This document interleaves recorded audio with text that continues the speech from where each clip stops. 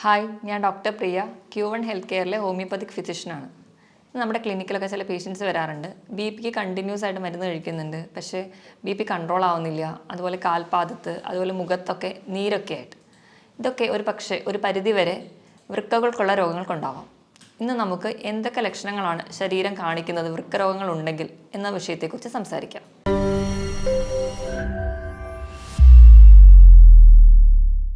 നമ്മുടെ ശരീരത്തിൽ ഒരു ജോഡി വൃക്കകളാണുള്ളത്. നമ്മുടെ നട്ടലിനെ രണ്ട് വശത്തായിട്ട് സ്ഥിതി ചെയ്യുന്നു. 150 ഗ്രാം ഭാരമാണ് ഇതിനുള്ളത്.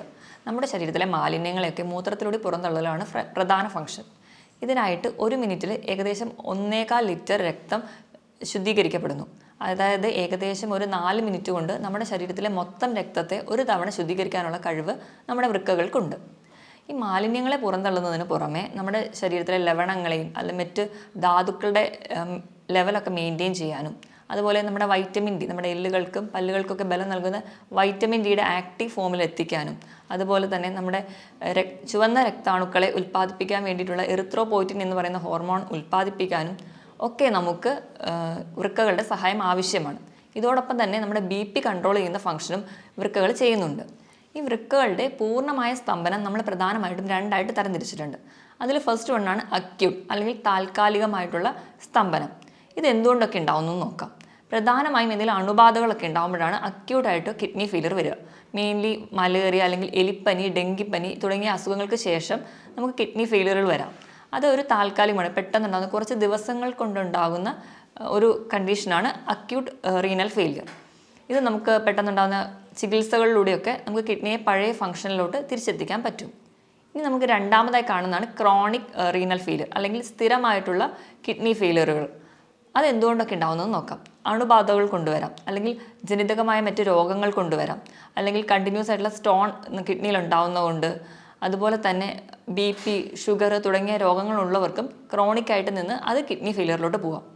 ഇത് നമ്മൾ തുടക്കത്തിലൊക്കെ അറിയുകയാണെങ്കിൽ നമുക്ക് ചികിത്സിച്ചാൽ ഒരു പരിധി വരെ കൺട്രോൾ ചെയ്യാം. അല്ലെങ്കിൽ കുറച്ചുകൂടെ ഡെവലപ്ഡ് ആയി പോവുകയാണെങ്കിൽ നമുക്ക് ഡയാലിസിസിലോടൊക്കെ പോവേണ്ടി വരുന്നുണ്ട്. ഇനി കിഡ്നിയുടെ രോഗങ്ങളൊക്കെ നമുക്ക് എങ്ങനെ തിരിച്ചറിയാമെന്ന് നോക്കാം. അതിന് പ്രധാനമായി നമ്മൾ ചെയ്യുന്നത് ഒന്നെങ്കിൽ ബ്ലഡ് ടെസ്റ്റ് അല്ലെങ്കിൽ യൂറിൻ ടെസ്റ്റാണ്. ബ്ലഡ് ടെസ്റ്റ് ചെയ്യുമ്പോൾ ആദ്യം നമ്മൾ ഹീമോഗ്ലോബിൻ ലെവൽ നോക്കുമ്പോൾ കിഡ്നി കംപ്ലയിൻ്റ് ഉള്ളവർക്ക് ഹീമോഗ്ലോബിൻ്റെ അളവ് കുറഞ്ഞിരിക്കുന്നത് കാണാം. രണ്ടാമതായിട്ട് നമ്മൾ കിഡ്നി ഫംഗ്ഷൻ ടെസ്റ്റ് ചെയ്യും. അതിൽ യൂറിയയും ക്രിയാറ്റിനുമാണ് നമുക്ക് കൂടുതൽ ഇമ്പോർട്ടൻസ് നൽകുന്നത്.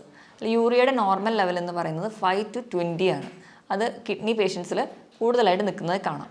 ക്രിയാറ്റിൻ്റെ ലെവൽ 0.6 to 1.2 ആണ്.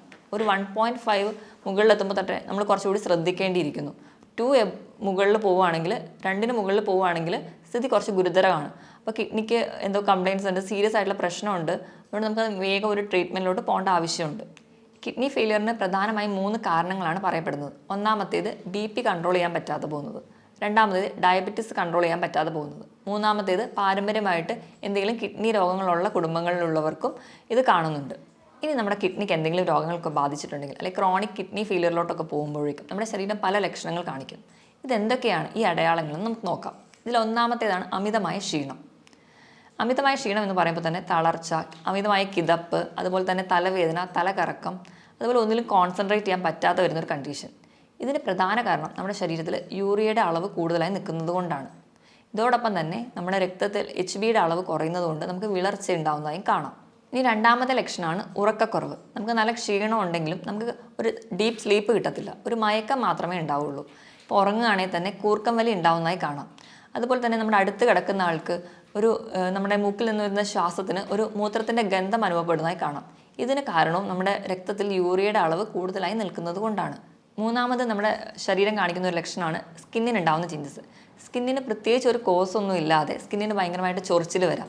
പ്രധാനമായും നമ്മുടെ കാൽമുട്ടിന് താഴെയുള്ള ഭാഗത്താണ് ചൊറിച്ചിൽ കാണാറ്. ഇപ്പോൾ ഡയബറ്റീസും കൂടെ ഉള്ള കിഡ്നി പേഷ്യൻസിനാണെങ്കിൽ ഇതിൽ കാലിൻ്റെ ആ ഭാഗത്ത് കറുത്ത നിറം കൂടി കാണാം. ഇതിന് കാരണം മൂത്രത്തിലൂടെ നമ്മുടെ പോയിസണസ് ആയിട്ടുള്ള സബ്സ്റ്റൻസ് ഒന്നും പുറന്തള്ളാതെ അത് നമ്മുടെ രക്തത്തിലായി തന്നെ നിൽക്കുന്നത് കൊണ്ടാണ് ഇങ്ങനെ ചൊറിച്ചിലും അതുപോലെ ഈ കറുത്ത നിറമൊക്കെ കാണുന്നത്. നാലാമതായി ശരീരം കാണിക്കുന്ന ഒരു ലക്ഷണമാണ് ഇടയ്ക്കിടയ്ക്ക് മൂത്രം ഒഴിക്കാനുള്ള ഒരു ടെൻഡൻസി. പക്ഷേ നമുക്ക് മൂത്രം ഒഴിക്കാനൊക്കെ പോയി ഇരുന്നാലും മൂത്രം പോകത്തില്ല. ആ ഒരു ടെൻഡൻസി മാത്രമേ കാണിക്കുള്ളൂ. ഇത് കൂടുതലായും കാണുന്നത് രാത്രി സമയത്താണ്. അഞ്ചാമതായി കാണുന്ന ഒരു ഫീച്ചറാണ് മൂത്രത്തിൽ കലക്കലായിട്ട് കാണുന്നത്. അതായത് നമ്മുടെ മൂത്രത്തിൽ ബ്ലഡ് കൂടി മിക്സ് ചെയ്തിട്ട് പോകും. ചിലപ്പോൾ മൂത്രം ഒഴിക്കുന്നതിൻ്റെ തുടക്കത്തിൽ കുറച്ച് ബ്ലഡ് പോകും, അത് കഴിഞ്ഞിട്ടായിരിക്കും മൂത്രം പോകുന്നത്.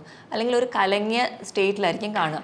നമ്മൾ ചെളി വെള്ളത്തിൽ കുഴച്ച പോലെ ഒരു കലങ്ങിയ അവസ്ഥയിൽ ആണ് യൂറിൻ പോവാറ്. നമ്മൾ എത്ര വെള്ളം കുടിച്ചാലും ഇതൊരു കലക്കലായി തന്നെ തുടരുന്നെങ്കിൽ അതെന്തെങ്കിലും ഒരു കിഡ്നി ഡിസീസ് ഉള്ളവരിലാണ് കൂടുതലായും കാണുന്നത്. ആറാമതായി കാണുന്ന ഒരു ഫീച്ചറാണ് മൂത്രത്തിൽ പതയായിട്ട് കാണുന്നത്. അത് നമ്മുടെ മുട്ടയുടെ വെള്ളയൊക്കെ എടുത്ത് അടിച്ച് പതപ്പിച്ച് കഴിഞ്ഞാൽ നമ്മുടെ പാത്രത്തിൻ്റെ സൈഡിൽ ഇങ്ങനെ കുമിള പോലെ പറ്റി പിടിച്ചിരിക്കുന്നില്ലേ, ആ ഒരു സ്റ്റേറ്റിൽ നമ്മുടെ മൂത്രം പോകുമ്പോൾ കാണാൻ പറ്റും. അതുപോലെ കുമിളകളൊന്നും പൊട്ടാതെ പതയായിട്ട് തന്നെ നിൽക്കുന്നുണ്ടെങ്കിൽ അതും ഒരു കിഡ്നി ഡിസീസിനുള്ള ഒരു അടയാളമായിട്ട് കാണുന്നു. ഇനി ഏഴാമതായി ശരീരം കാണിക്കുന്ന ഒരു ലക്ഷണമാണ് കണ്ണിന് ചുറ്റുമുള്ള തടിപ്പ്, അല്ലെങ്കിൽ നമ്മൾ അതിനെ പഫിനെസ് എന്ന് പറയും. ഇതിൻ്റെ പ്രധാന കാരണം എന്ന് വെച്ച് കഴിഞ്ഞാൽ നമ്മുടെ ശരീരത്തിന് ആവശ്യമായിട്ടുള്ള പ്രോട്ടീനുകൾ കിഡ്നി വഴി പുറന്തള്ളുകയും അതിന് പകരം പോയിസണസ് ആയിട്ടുള്ള സബ്സ്റ്റൻസ് രക്തത്തിൽ അടിയുന്നതും കൊണ്ടാണ്. നമ്മൾ കിഡ്നി വഴി നമ്മുടെ ശരീരത്തിന് ആവശ്യമുള്ള പ്രോട്ടീൻ പോകുന്നതിനോടൊപ്പം തന്നെ നമ്മുടെ മസിലുകളിലുള്ള പ്രോട്ടീനും അവ പുറന്തള്ളുന്നു. അപ്പോൾ നമ്മുടെ മസിൽസൊക്കെ കുറച്ചുകൂടെ വീക്കാവും. അതുപോലെ കിഡ്നി പേഷ്യൻസൊക്കെ ഇങ്ങനെ മെലിഞ്ഞ് വരുന്നതായിട്ട് നമുക്ക് കാണാം. ഇനി എട്ടാമതായിട്ട് ശരീരം കാണിക്കുന്ന ഒരു ഫീച്ചറാണ് കാൽപാദത്തിലൊക്കെ നീരുണ്ടാവുന്നത്. ഇതിന് പ്രധാന കാരണം എന്ന് വെച്ചിട്ടുണ്ടെങ്കിൽ നമ്മുടെ കിഡ്നിയുടെ എന്തെങ്കിലും ഡിസീസസ് വന്ന് കിഡ്നി ഫെയിലിയർ ആയിട്ടുണ്ടെങ്കിൽ നമ്മൾ വേണ്ടത്ര രീതിയിൽ ബ്ലഡൊക്കെ ഒന്നും പ്യൂരിഫൈ ചെയ്യാതെ പോകും. അപ്പോൾ ഈ ഫ്ലൂയിഡ് എല്ലാം കൂടി റിട്ടെയിൻ ചെയ്യുന്നതുകൊണ്ട്, ഫ്ലൂയിഡ് ഇങ്ങനെ കെട്ടിക്കിടക്കുന്നതുകൊണ്ടാണ് കാൽപാദത്തിന് നീര് വരിക. പല കാരണങ്ങൾ കൊണ്ട് നമുക്ക് കാലിലൊക്കെ നീര് വരാം. ചില സന്ധിവാതങ്ങൾ കൊണ്ടുവരാം, അല്ലെങ്കിൽ യൂറിക് ആസിഡിൻ്റെ പ്രശ്നം കൊണ്ടൊക്കെ വരാം. പക്ഷേ ഈ നീരും നമ്മുടെ കിഡ്നി ഡിസീസിനുള്ള നീരും രണ്ടും രണ്ടായിരിക്കും. നമ്മൾ ചിലപ്പോൾ കാല് തൂക്കിയിടുമ്പോഴേക്കും ഈ കിഡ്നി ഡിസീസ് ഉള്ളവർക്ക് നീര് പെട്ടെന്ന് വരുന്നത് കാണാം. അതുപോലെ തന്നെ നമ്മൾ കാല് പൊക്കി വെച്ചതുകൊണ്ട് ഈ നീര് പെട്ടെന്ന് കുറയുന്നതായിട്ട് കാണാൻ പറ്റില്ല. ഇത് തന്നെ വെച്ച് നമുക്ക് ഡിഫറൻഷ്യേറ്റ് ചെയ്യാം, ഇത് കിഡ്നി ഡിസീസസ് കൊണ്ടാണോ അതോ മറ്റ് സന്ധി രോഗങ്ങൾ കൊണ്ടാണോ ഉണ്ടാവുന്നതെന്ന്. ഒമ്പതാമതായി ശരീരം കാണിക്കുന്ന ഒരു ലക്ഷണമാണ് വിശപ്പില്ലായ്മ. നമ്മൾ എത്ര പട്ടിണി കിടന്നാലും നമുക്ക് പ്രത്യേകിച്ച് ഒരു വിശപ്പൊന്നും തോന്നത്തില്ല. അതുപോലെ തന്നെ മറ്റു ചിലർക്കാണെങ്കിൽ ഭക്ഷണം കാണുമ്പോൾ അല്ലെങ്കിൽ ഭക്ഷണത്തിൻ്റെ സ്മെല്ല് അടിക്കുമ്പോഴേക്കും ഓക്കാനോ ഉണ്ടാവും. ഇതിന് കാരണവും നമുക്ക് ശരീരത്തിലെ യൂറിയയുടെ അളവ് കൂടുമ്പോൾ അത് കിഡ്നിക്ക് മുകളിൽ കരളിനെയും ബാധിക്കുന്നു. അതുവഴിയാണ് നമുക്ക് വിശപ്പില്ലായ്മ ഉണ്ടാവാനുള്ള ഒരു കാരണം. ഇനി അവസാനത്തെ ലക്ഷണമാണ് മസിൽ ക്രാംസ്, അല്ലെങ്കിൽ മസിൽസിൻ്റെ കോച്ചിപ്പിടുത്തം. ഇതിന് കാരണം നമ്മുടെ കിഡ്നി വഴി കാൽസ്യത്തിന് കൂടുതലായിട്ട് പുറന്തള്ളുകയും അതുപോലെ പൊട്ടാസ്യം രക്തത്തിൽ കൂടുന്നതും കൊണ്ടാണ് നമുക്ക് കോച്ചിപ്പിടുത്തമൊക്കെ ഉണ്ടാവുന്നത്. ഈ മുകളിൽ പറഞ്ഞ 10 ലക്ഷണങ്ങളിൽ 3 മുതൽ 4 ലക്ഷണങ്ങൾ തുടർച്ചയായിട്ട് ഒരു രോഗിയിൽ തന്നെ കാണുന്നുണ്ടെങ്കിൽ നമ്മളത് ശ്രദ്ധിക്കേണ്ടതാണ്. എത്രയും പെട്ടെന്ന് ഒരു ഡോക്ടറെ കാണിക്കേണ്ടതാണ്. അപ്പോൾ തന്നെ നമ്മൾ യൂറിനും അതുപോലെ ബ്ലഡൊക്കെ ടെസ്റ്റ് ചെയ്ത് കിഡ്നി ഡിസീസ് ഇല്ല എന്ന് ഉറപ്പ് വരുത്തേണ്ടതാണ്. ഇനിയിപ്പോൾ BP അല്ലെങ്കിൽ ഷുഗറോ ഒക്കെയുള്ള രോഗികൾ, അല്ലെങ്കിൽ പാരമ്പര്യമായിട്ട് ഇങ്ങനത്തെ കിഡ്നി ഡിസീസ് ഉള്ളവരാണെങ്കിൽ ഇതിലൊരു 2 ലക്ഷണങ്ങൾ കുറച്ച് കാലമായിട്ട് നിൽക്കുന്നുണ്ടെങ്കിൽ എത്രയും പെട്ടെന്ന് ഒരു ഫിസിഷ്യനെ കാണേണ്ടതാണ്. ഇനി ഈ മുകളിൽ പറഞ്ഞ 10 ലക്ഷണങ്ങൾ ഏതെങ്കിലുമൊക്കെ നമ്മുടെ ശരീരം കാണിക്കാൻ തുടങ്ങിക്കഴിഞ്ഞാൽ നമ്മൾ കിഡ്നിക്ക് വേണ്ടത്ര ശ്രദ്ധ നൽകണം എന്നാണ് അർത്ഥം. അപ്പം എന്തൊക്കെ ലൈഫ് സ്റ്റൈൽ ചേഞ്ചസ് ആണ് വരുത്തേണ്ടതെന്ന് നോക്കാം. ഇതിൽ ഒന്നാമതാണ് ധാരാളം വെള്ളം കുടിക്കുക. ഒരു ഹെൽത്തി ആയിട്ടുള്ള ഒരാളാണെങ്കിൽ ദിവസം ഒരു 3 ലിറ്റർ വെള്ളം കുടിക്കുക, അതായത് ഒരു 15 ഗ്ലാസ് വെള്ളമെങ്കിലും കുടിക്കണം.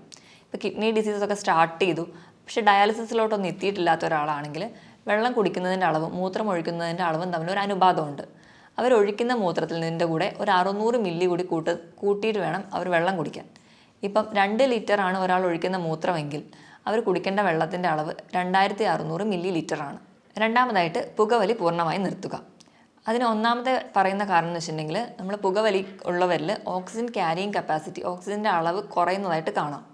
രണ്ടാമതായിട്ട് പുകവലി മൂലം ഉണ്ടാകുന്ന കെമിക്കൽസ് നമ്മുടെ രക്തക്കൊള്ളുകൾ അടിയുകയും അത് നമ്മുടെ ചെറിയ രക്തക്കൊള്ളുകൾക്ക് നാശം ഉണ്ടാക്കുകയും ചെയ്യുന്നു. ഇതുവഴി നമ്മുടെ വൃക്കകൾക്കുള്ള രക്തയോട്ടം കുറയ്ക്കുകയും ചെയ്യുന്നുണ്ട്. അതുപോലെ തന്നെ ഈ പുകവലി ഉള്ളവരിലാണ് കൂടുതലായിട്ടും ഇപ്പോൾ കിഡ്നി ക്യാൻസേഴ്സും അല്ലെങ്കിൽ മറ്റ് ഗ്രോത്തുകളും കിഡ്നിയിൽ ഉണ്ടാകുന്നത് കൂടുതലായി കാണുന്നത് പുകവലി ഉള്ളവരിലാണ്. മൂന്നാമതായിട്ട് മദ്യപാനം, അതുപോലെ തന്നെ പ്രിസർവേറ്റീവ്സ് ആഡ് ചെയ്തിട്ടുള്ള ഡ്രിങ്ക്സും സോഫ്റ്റ് ഡ്രിങ്ക്സൊക്കെ പൂർണ്ണമായി നിർത്തുക. ഈ മദ്യപാനം ഒക്കെ ഉള്ളവരിൽ ഇലക്ട്രോലൈറ്റ് ബാലൻസ്, അതായത് നമ്മുടെ ധാതുക്കളുടെയും ലവണങ്ങളുടെയൊക്കെ ബാലൻസ് പ്രോപ്പറായിട്ട് കാണില്ല. അതുപോലെ തന്നെ ശരീരത്തിന് വേണ്ട ആവശ്യമായിട്ടുള്ള വെള്ളം ഈ മദ്യപാനികളിൽ കുറവായിട്ട് കാണാം. അവർക്ക് ഡീഹൈഡ്രേഷൻ കൂടുതലായിട്ട് കാണുന്നുണ്ട്.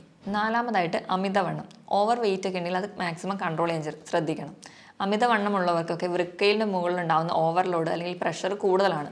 അത് നമ്മുടെ വൃക്കകൾക്ക് പെട്ടെന്ന് രോഗങ്ങൾ ഉണ്ടാവാനുള്ള കാരണമാകുന്നു. അതുകൊണ്ട് തന്നെ അമിതവണ്ണമുള്ളവരാണെങ്കിൽ അത് കൺട്രോൾ ചെയ്യാൻ ശ്രദ്ധിക്കുക. അതിനായിട്ട് കൃത്യമായിട്ട് വ്യായാമം ചെയ്യുക. ആഴ്ചയിൽ 5 ദിവസമെങ്കിലും കഴിയുന്നൊരു 45 മിനിറ്റ് മുതൽ 1 മണിക്കൂർ വരെ ചെറിയ തോതിലുള്ള വ്യായാമങ്ങൾ, രാവിലെ എണീറ്റ് നിരപ്പായ സ്ഥലത്തൂടെ നടക്കുക, അതായത് പറ്റുന്ന രീതിയിലുള്ള എക്സസൈസുകളൊക്കെ ചെയ്യുക. ഇത് നമ്മുടെ ശരീരം കുറച്ചുകൂടി ഹെൽത്തി ആയിട്ട് നിൽക്കും. അതുപോലെ തന്നെ വണ്ണം കുറയ്ക്കാം, BPയും ഷുഗറും ഒക്കെ കൺട്രോൾ ചെയ്യാൻ പറ്റും. അതുപോലെ തന്നെ എല്ലാ ഭാഗത്തേക്കുള്ള ബ്ലഡ് സപ്ലൈ പ്രോപ്പറായിട്ട് നടത്താനും വ്യായാമത്തിന് സഹായിക്കും. ഇനി ആറാമതായിട്ട് നമുക്ക് ചെയ്യാൻ പറ്റുന്നൊരു കാര്യമാണ്, നമുക്ക് BP ഉണ്ടെങ്കിൽ, അത് രക്തസമ്മർദ്ദമോ അതുപോലെ ഷുഗറൊക്കെ ഉള്ളവരാണെങ്കിൽ അത് കൺട്രോൾ ചെയ്യാൻ ശ്രദ്ധിക്കുക. നമ്മുടെ ഭക്ഷണത്തിലൂടെയും കൺട്രോൾ ചെയ്യുക. അപ്പോൾ എന്തെങ്കിലും മെഡിസിൻസ് ഒക്കെ എടുക്കുകയാണെങ്കിൽ കൃത്യസമയം തന്നെ മെഡിസിൻ കഴിക്കാൻ വേണ്ടി ശ്രദ്ധിക്കുക. അതുവഴി നമുക്കൊരു പരിധി വരെ കിഡ്നി ഡിസീസിലോടൊന്നും എത്താതെ നമ്മുടെ ശരീരത്തിനെ പ്രൊട്ടക്റ്റ് ചെയ്യാൻ പറ്റും. അടുത്തതായിട്ട് ചിലരൊക്കെ ആണെങ്കിൽ നമുക്ക് ചെറിയ വേദനകളോ ഒക്കെ വരുമ്പോൾ തന്നെ ഡോക്ടറെ ഒന്നും കാണാതെ സ്വന്തമായിട്ട് മെഡിസിൻസ്, അതായത് പെയിൻ കില്ലേഴ്സൊക്കെ കഴിക്കുന്നവരിൽ കിഡ്നി ഡിസീസസ് കൂടുതലായി കാണുന്നുണ്ട്. അതുകൊണ്ട് തന്നെ നമ്മൾ മാക്സിമം സ്വന്തം ചികിത്സിക്കാതെ ഒരു ഡോക്ടറെ എപ്പോഴും കൺസൾട്ട് ചെയ്യാൻ ശ്രദ്ധിക്കുക. ഇനി ലാസ്റ്റായിട്ട് നമുക്ക് ഫുഡിൽ എന്തൊക്കെ ചേഞ്ചസ് വരുത്തണം നോക്കാം. നമ്മൾ നോർമലി ഹെൽത്തി ആയിരിക്കുമ്പോൾ കഴിക്കുന്ന ഒരു ഫുഡിൽ 4/1 ഭാഗം മാത്രമേ നമുക്കിപ്പോൾ ഒരു കിഡ്നി ഡിസീസ് ഉണ്ടെങ്കിൽ കഴിക്കാൻ പാടുള്ളൂ. അതുപോലെ തന്നെ നമുക്ക് പ്രോട്ടീൻ, നോർമലി ഹെൽത്തി ആയിട്ടുള്ള ഒരാളാണെങ്കിൽ 1 കിലോ ആണ് നമ്മുടെ ബോഡി വെയിറ്റ് എങ്കിൽ അതിനനുസരിച്ച് 1 ഗ്രാം പ്രോട്ടീനാണ് കഴിക്കേണ്ടത്. അതായത് 80 കിലോ ഉള്ള ഒരാളാണെങ്കിൽ ഒരു ദിവസം 80 ഗ്രാം പ്രോട്ടീൻ കഴിക്കണമെന്നാണ് നോർമലി പറയാറ്. പക്ഷേ ഒരു കിഡ്നി പേഷ്യൻസ് ആണെങ്കിൽ 1 കിലോ ബോഡി വെയ്റ്റിന് 0.8 ഗ്രാം മാത്രമേ പ്രോട്ടീൻ കഴിക്കാവൂ. അതായത് ഒരു 70 കിലോ ഉള്ള ഒരാളാണെങ്കിൽ 40 ഗ്രാം പ്രോട്ടീൻ മാത്രമേ ഒരു ദിവസം കഴിക്കാൻ പാടുള്ളൂ. പ്രോട്ടീൻ കഴിക്കുമ്പോൾ തന്നെ നമ്മുടെ റെഡ് മീറ്റ് പൂർണ്ണമായും ഒഴിവാക്കുക. റെഡ് മീറ്റ് എന്ന് പറയുമ്പം പോത്തിറച്ചി, താറാവിറച്ചി, ഇതൊക്കെ പൂർണ്ണമായും ഒഴിവാക്കുക. അതിന് പകരം വെജിറ്റബിൾ പ്രോട്ടീൻസ് കൂടുതലായി കഴിക്കുക. വെജിറ്റബിൾ പ്രോട്ടീൻസിൽ വരുന്നതാണ് പനീർ, കൂണ്, പയർ, കടല, പരിപ്പ് തുടങ്ങിയ ധാന്യങ്ങളും. രണ്ടാമതായിട്ട് നമ്മൾ കൊഴുപ്പ് കഴിക്കേണ്ട അളവാണെങ്കിൽ, കൊഴുപ്പെന്ന് പറയുമ്പോൾ നമ്മുടെ ഫാറ്റ്, അത് നമുക്ക് പല രീതിയിൽ കിട്ടും. നമുക്ക് മുട്ടയുടെ മഞ്ഞയിൽ നിന്ന് കിട്ടാം, മീൻ കഴിക്കുന്ന വഴി കിട്ടാം, നമ്മൾ ഉപയോഗിക്കുന്ന എണ്ണ, നെയ്യ്, ഇതിൽ നിന്നൊക്കെ നമുക്ക് കൊഴുപ്പ് കിട്ടും. ഒരു ദിവസം ഒരു ഹെൽത്തി ആയിട്ടുള്ള ഒരാളാണെങ്കിൽ ഒരു 50 ഗ്രാം മാത്രമേ കൊഴുപ്പ് കഴിക്കാൻ പാടുള്ളൂ.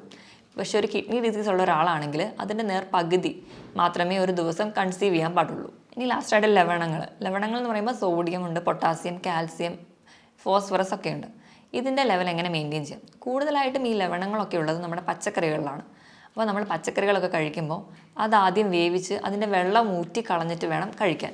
ഈ ഒരു പ്രോസസ്സിന് നമ്മൾ ലീച്ചിങ് എന്നാണ് പറയുക. ഇപ്പോൾ ഇലക്കറികളിലാണെങ്കിൽ കോളിഫ്ലവർ, ബ്രക്കോളി, ക്യാബേജ്, ഇതൊക്കെ വൈറ്റമിൻ സി നിറഞ്ഞതുമാണ്. അതുപോലെ തന്നെ നമ്മുടെ കിഡ്നി ഡിസീസൊക്കെ പ്രിവെൻറ്റ് ചെയ്യാൻ വളരെ നല്ലതാണ്. പക്ഷേ ഇതൊക്കെ കഴിക്കുന്നതിനോടൊപ്പം തന്നെ ഇത് വേവിച്ച് ഇതിൻ്റെ വെള്ളം ഊറ്റി കളഞ്ഞിട്ട് വേണം കഴിക്കാനെന്ന് ശ്രദ്ധിക്കുക.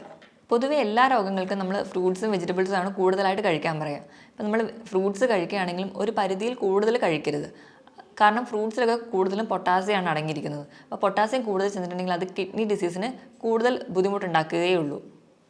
അപ്പോൾ പൊട്ടാസ്യം കുറഞ്ഞുള്ള ഫ്രൂട്ട്സാണ് ആപ്പിൾ, പൈനാപ്പിൾ, അതുപോലെ തന്നെ ബെറി, ഇതിലൊക്കെ പൊട്ടാസ്യം വളരെ കുറവാണ്. ഇതൊക്കെ കൂടുതലായിട്ടും കഴിക്കാൻ വേണ്ടി ശ്രദ്ധിക്കുക. അതുപോലെ പേരയ്ക്ക പൊട്ടാസ്യം കുറഞ്ഞൊരു ഫ്രൂട്ടാണ്. ഇനി പൊട്ടാസ്യം കുറച്ച് കൂടുതലായിട്ട് നിൽക്കുന്ന ഫ്രൂട്ട്സുകളാണ് മാതളം, അതുപോലെ ഓറഞ്ച്, ഏത്തപ്പഴം, അതുപോലെ കരിക്കിലും പൊട്ടാസ്യം കൂടുതലായിട്ട് നിൽക്കുന്നുണ്ട്. കരിക്കൊക്കെ കിഡ്നി പേഷ്യൻസ് സ്ഥിരമായിട്ട് ഉപയോഗിക്കാതിരിക്കുന്നതാണ് നല്ലത്.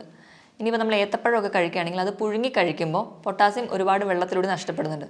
അപ്പോൾ കുറച്ചും കൂടി കിഡ്നി ഡിസീസ് ഉള്ളവർ ഏത്തപ്പഴമൊക്കെ പുഴുങ്ങി കഴിക്കുന്നതാണ് കുറച്ച് കൂടുതൽ ബെറ്റർ. ഇനി ഉപ്പിൻ്റെ അളവ് പറയുകയാണെങ്കിൽ കിഡ്നി പേഷ്യൻസ് ഒക്കെ ഉണ്ടെങ്കിൽ ഒരു 4 ഗ്രാമിൽ കുറവ് ഉപ്പ് മാത്രമേ ഒരു ദിവസം ഉപയോഗിക്കാൻ പാടുള്ളൂ. ഇപ്പം നമ്മുടെ വീട്ടിലൊക്കെ ആരെങ്കിലും കിഡ്നി പേഷ്യൻസ് ഒക്കെ ഉണ്ടെങ്കിൽ നമ്മൾ ഭക്ഷണം പാചകം ചെയ്യുമ്പോൾ എപ്പോഴും ഉപ്പിടാതെ പാചകം ചെയ്യുക. എന്നിട്ട് അവർക്ക് വേണ്ടിയിട്ടുള്ള ഒരു പോർഷൻ മാറ്റി വെച്ച് അതിൽ വളരെ കുറച്ച് ഉപ്പ് മാത്രം ചേർക്കുക. എങ്കിൽ മാത്രമേ നമുക്ക് ആ ഉപ്പിൻ്റെ ലെവൽ മെയിൻറ്റെയിൻ ചെയ്യാൻ പറ്റുള്ളൂ. നമുക്കറിയാം, നമ്മൾ സയൻസും അല്ലെങ്കിൽ മെത്തേഡ്സൊക്കെ ഇത്രയും ഡെവലപ്ഡ് ആയിട്ട് നിൽക്കുന്ന ഒരു സ്റ്റേജിലാണെങ്കിൽ പോലും കിഡ്നിയെ പോലെ തന്നെ ഏറ്റവും ചെറിയ മൈന്യൂട്ടായിട്ടുള്ള മാലിന്യങ്ങൾ പോലും പുറന്തള്ളാൻ പറ്റുന്ന ഒരു മെക്കാനിസം അല്ലെങ്കിൽ ഒരു മെഷീനും ഇന്ന് വരെ കണ്ടുപിടിക്കാൻ പറ്റിയിട്ടില്ല.